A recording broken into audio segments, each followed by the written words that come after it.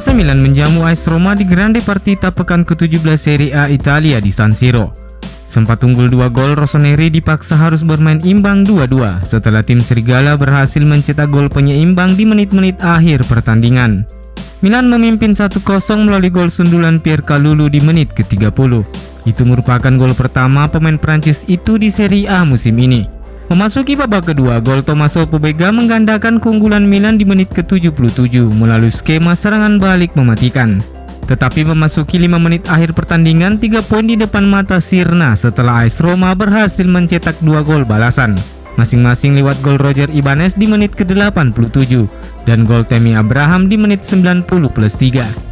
Hasil ini membuat Milan kini tertinggal 7 poin dari Napoli di daftar klasmen dan harus turun ke peringkat ketiga dengan poin 37. Posisi mereka digeser oleh Juventus yang memiliki poin yang sama tapi unggul produktivitas gol.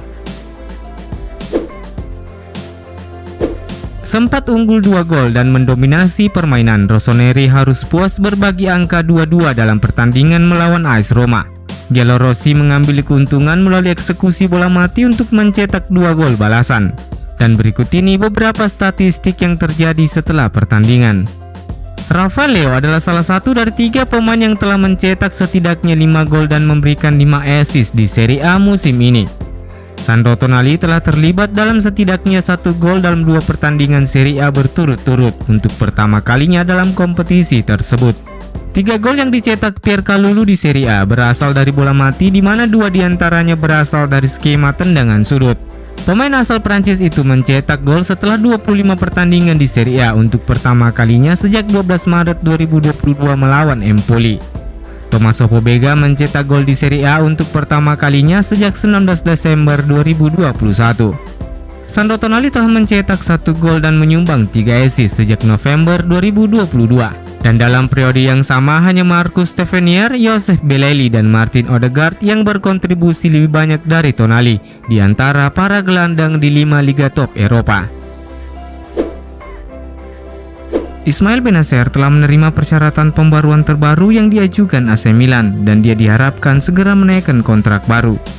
Ini merupakan dorongan besar bagi Rossoneri yang kini bisa fokus pada beberapa pembaharuan lainnya.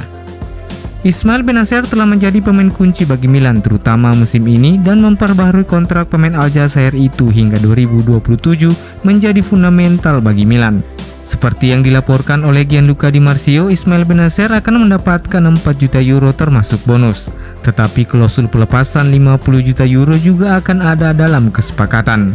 Menurut Milan News, Bennacer akan menaikkan kontrak baru minggu depan dan setelah itu Milan dapat fokus pada pembaharuan Olivier Giroud dan Rafael Leao. Targetnya keduanya bisa diperpanjang hingga akhir bulan ini. Spezia tertarik untuk mendatangkan penjaga gawang bulan ini untuk menyelesaikan krisis mereka di posisi itu. Dan nama yang mengemuka saat ini adalah Antonio Mirante, di mana pembicaraan telah terjadi di antara pihak terkait peluang transfer di bulan Januari. Mirante tiba sebagai agen bebas di Milan pada pertengahan musim lalu. Ia direkrut untuk mengisi pos sebagai kiper ketiga Rossoneri. Meskipun di tengah cedera yang dialami Mike Maignan, mantan kiper AS Roma itu tetap tak banyak mendapatkan waktu bermain. Terlepas dari usianya yang sudah menginjak 39 tahun, Mirante tampaknya tetap ingin bermain dan mencari peluang di klub lain. Menurut laporan Serie A News, Spezia telah memulai pembicaraan dengan Milan terkait potensi merekrut Mirante. Dan ini dimungkinkan oleh fakta bahwa Rossoneri baru-baru ini mengamankan kedatangan kiper berusia 24 tahun Davis Vazquez. Kedatangan kiper asal Kolombia itu membuat Mirante mulai mengevaluasi posisinya di dalam skuad asuhan Pioli. Dan sumber itu menulis bahwa sang penjaga gawang tertarik dengan gagasan untuk pindah ke Spezia. Oleh karena itu, negosiasi lanjutan kemungkinan besar akan segera dilakukan untuk menemukan kesepakatan di antara semua pihak.